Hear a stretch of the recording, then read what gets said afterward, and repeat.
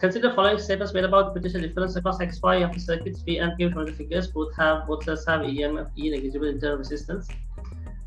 So what you can see here is one is a capacitor circuit, the other one is a resistor circuit, where you can see a current in this one, but you don't see a current in this one.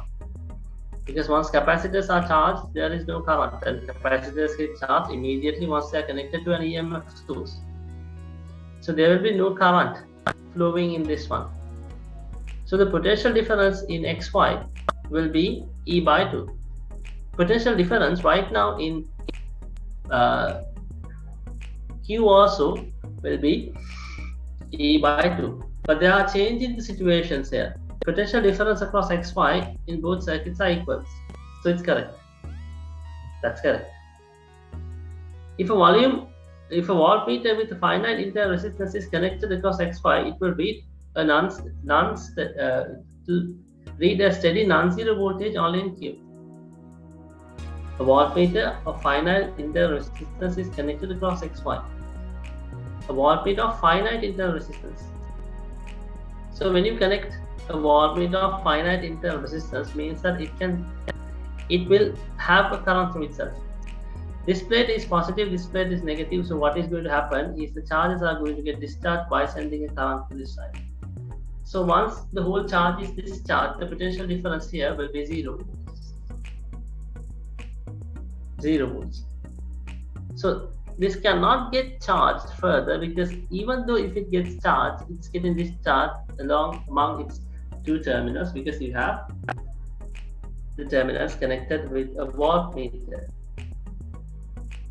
So you can't have a potential difference between the terminals of this capacitor here. Why? Because if it is getting charged again it's getting discharged, because you have the voltmeter. So the potential difference here will be 0. Right? Potential difference is going to be 0 when you connect a voltmeter here. So the potential difference here will be E. The total EMF will be given to this one. So non-zero reading in Q, not in P.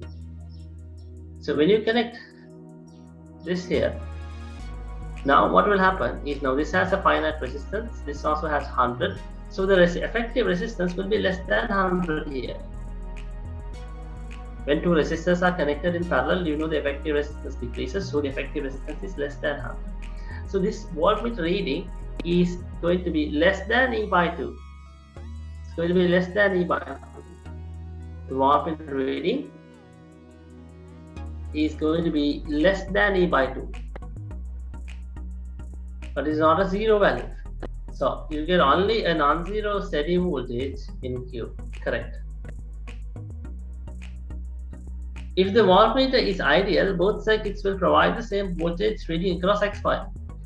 Then the voltmeters are ideal in the sense there will be no currents flowing here. So no closed loop. So then both will have the same potential difference, E by 2. Right? So that will be E by 2. So A, B, C both all are correct in 41. Right?